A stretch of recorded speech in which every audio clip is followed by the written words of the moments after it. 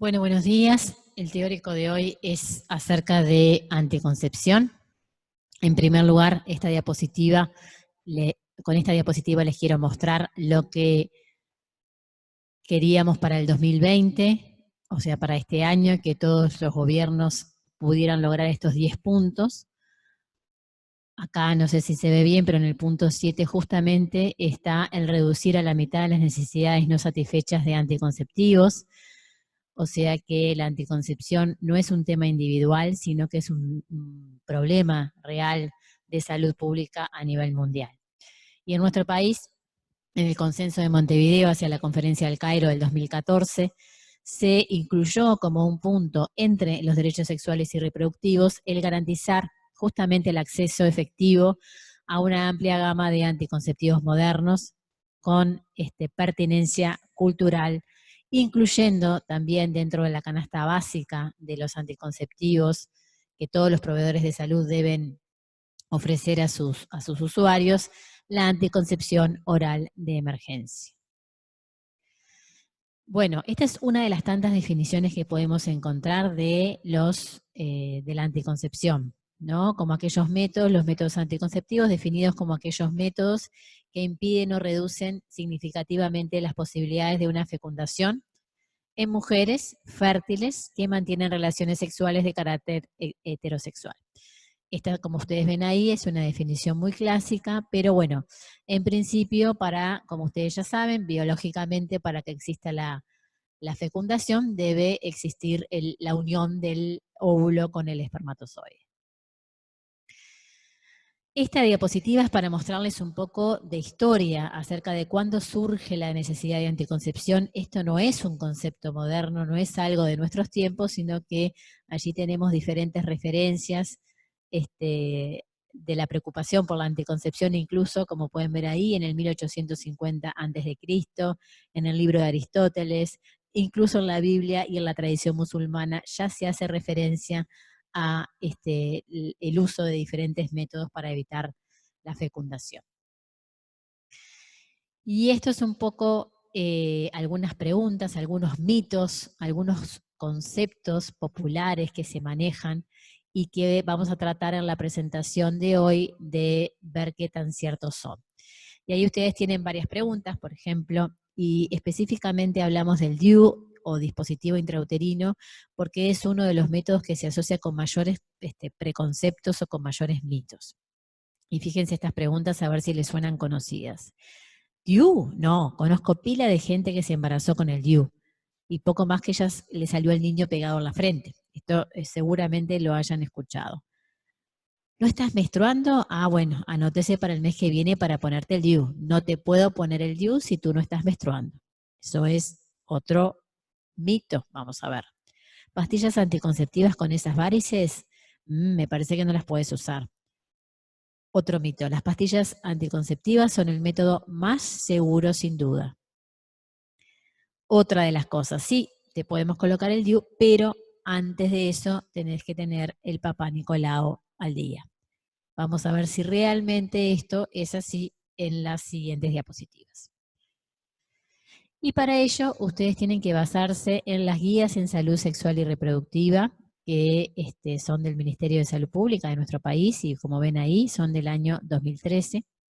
También hay otras guías, estas son muy recomendables también, son de la Organización Mundial de la Salud, son manuales para proveedores en planificación familiar. Esto no es solamente para médicos, sino también es para proveedores de salud, entonces es un lenguaje muy sencillo de manejar. Y después otra de las bibliografías que les recomendamos son los criterios médicos de elegibilidad para el uso de anticonceptivos, también de la Organización Mundial de la Salud. Allí está la 4ª edición, que es del año 2009, pero que también tiene una nueva edición, la última edición o 5ª edición, que corrige o completa algunas cosas del año 2015, que está disponible online y la pueden consultar. Entonces, vamos a hablar de algunos de los conceptos en anticoncepción. Es imposible abarcarlos todos en un teórico, pero nuevamente los invito a que consulten estas guías. Entonces, este es el índice de las guías y vamos a hablar específicamente alguna aclaración acerca de los implantes anticonceptivos subdérmicos como métodos que surgen recientemente en nuestro país, pero no son métodos que sean nuevos ni en la región ni en el mundo, como van a ver. Vamos a hablar un poco de la eficacia de los métodos anticonceptivos, de la necesidad de hacer alguna evaluación de la usuaria o del usuario previo a la administración del método, en particular de los métodos anticonceptivos hormonales, algunos conceptos, como dijimos también, algunas aclaraciones de los dispositivos intrauterinos o DIU, del preservativo femenino, como un método muy desconocido por la población en general y por el equipo médico y de salud en particular. Así que bueno, en primer lugar entonces, la eficacia de los métodos anticonceptivos. La consulta en anticoncepción, ustedes tienen que saber que es una consulta, sobre todo la primera consulta, es una consulta que tiene que llevar un tiempo, es extensa. Y bueno, justamente una de las cosas en las cuales tenemos que asesorar a las usuarias es acerca de la eficacia de los métodos anticonceptivos. ¿Y esto qué es? Esto es, ¿cuántas mujeres, por ejemplo, que usan el método en el primer año de uso, cada 100 mujeres que usan ese método, cuántas se embarazan usando el método? Esto es lo que se llama el índice de Pearl, que ustedes van a leer por allí. Y bueno, y acá claramente tenemos una tabla que es de la Organización Mundial de la Salud, en la que nos muestra la eficacia de los métodos anticonceptivos basados, como dijimos, la tasa de embarazo por 100 mujeres que usan el método en el primer año de uso. Y acá tenemos la tabla, la agrandamos un poquito y le pusimos estos cuatro colores, siendo los métodos muy eficaces, los que tienen menos de un embarazo cada 100 mujeres que usan el método en el primer año de uso, y están con el color verde, amarillo los que tienen entre 1 y 9 embarazos, naranjas los que son moderadamente eficaces, hay entre 10 y 25 embarazos cada 100 mujeres que lo usan en el primer año, y los menos eficaces son rojos, que son los que tienen el mayor número de embarazos. Entonces, ¿por qué les parece que los métodos que están en verde, o los métodos muy eficaces, tienen esa eficacia justamente? Ustedes pueden ver en esta columna, lo que se llama el uso correcto y consistente del método, y en la columna de al lado el uso habitual. ¿Qué significa esto? El uso correcto y consistente del método es la perfección, digamos, lo que viene en el catálogo, lo que nos dice el fabricante, etc.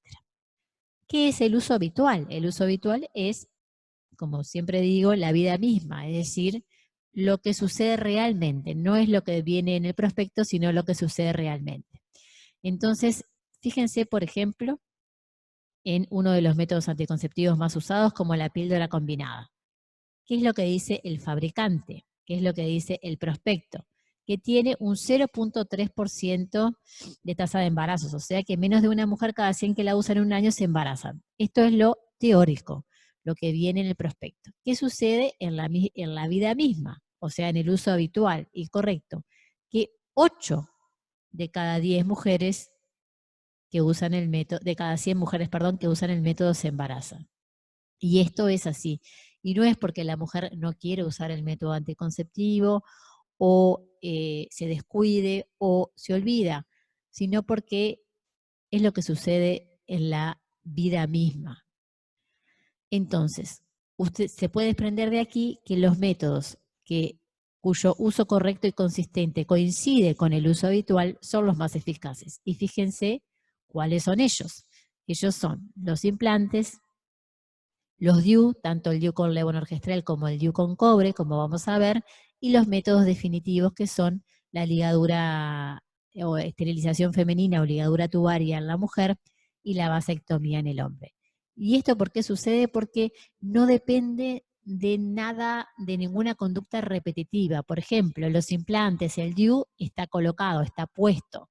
No tenemos que acordarnos de usarlo antes o de tomarlo todos los días a la misma hora, o de colocarlo previo a la relación sexual.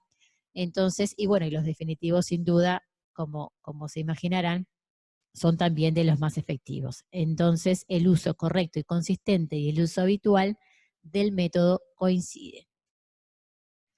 Esta es otra forma de mostrar lo mismo. Esto es una forma, una diapositiva bien gráfica, que está dentro de las guías de planificación familiar de la Organización Mundial de la Salud, y esto es muy bueno para tenerlo, para poderle mostrar a la usuaria, y allí está también, dentro de los más eficaces, hasta los, disculpen, hasta los menos eficaces, siendo los más eficaces el implante, el DIU, y los métodos definitivos, tanto para el hombre como para la mujer.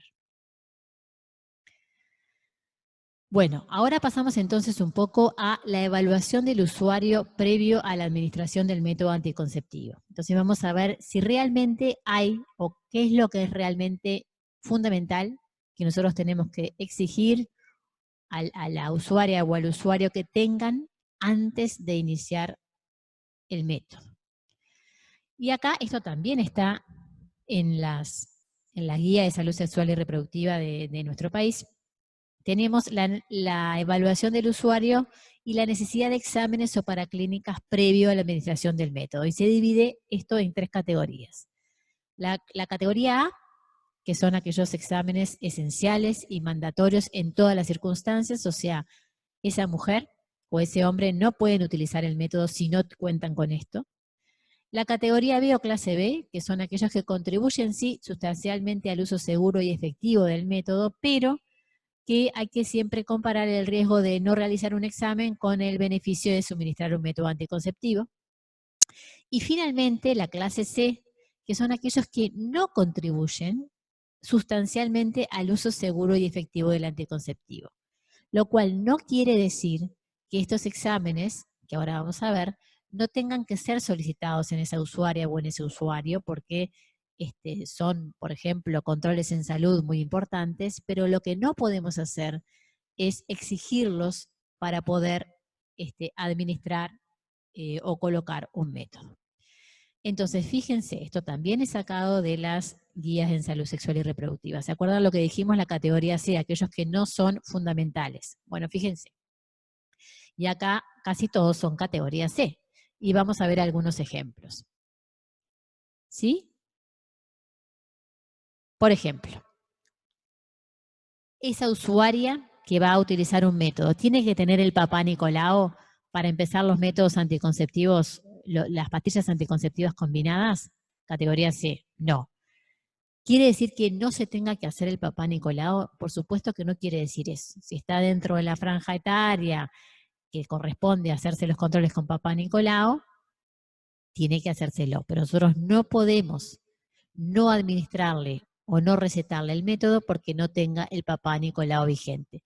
Ni para las píldoras combinadas, ni para los inyectables, ni para el preservativo, ni para la inserción de DIU, ni para la esterilización tubaria, como están viendo allí. Lo mismo rutinas de laboratorio, no se necesita. Sí podemos hacer, obviamente, por ejemplo, si vamos a colocar una T de cobre y sabemos que esa mujer, por ejemplo, presenta menstruaciones muy abundantes, ustedes van a leer que uno de los efectos secundarios frecuentes en la inserción de la T de cobre son las menstruaciones más abundantes. Entonces, bueno, si nosotros clínicamente sospechamos una anemia, quizás ahí sí sea necesario, pero a priori no es necesario tener exámenes de laboratorio, por ejemplo, para colocar un dispositivo intrauterino. Otro ejemplo, fíjense, para los anticonceptivos combinados, las pastillas combinadas, necesitamos tener el examen mamario, el examen pélvico y genital, el papá Nicolau, las rutinas de laboratorio, la hemoglobina, no necesitamos. En particular el DIU es aquel que tiene algunas consideraciones. A nadie se le va a ocurrir colocar un DIU sin hacer un examen pélvico y genital, o sea, es parte de lo que necesitamos para la inserción, o sea que es inherente al método el hacerle previamente a la usuaria el examen genital y pélvico. Y lo otro que sí es también mandatorio, previo a la inserción de DIU, es valorar el riesgo de infecciones de transmisión sexual y sobre todo que no tenga en el momento de la inserción alguna infección de transmisión sexual porque ahí sí tenemos más riesgo de provocar una infección a nivel del útero. Y bueno, y en particular, por ejemplo, para realizar la vasectomía también pueden ver que es categoría A o clase A, o sea, el examen pélvico y genital. Antes de hacer una vasectomía hay que realizarlo, por supuesto. La evaluación de la presión arterial para la esterilización tubaria, sobre todo porque es un acto anestésico, quirúrgico, o sea, conlleva una cirugía y con una anestesia, o sea que también es algo mandatorio antes de realizarlo. Ahora entonces vamos a ir al tercer punto, que es lo que denominamos criterios médicos de elegibilidad.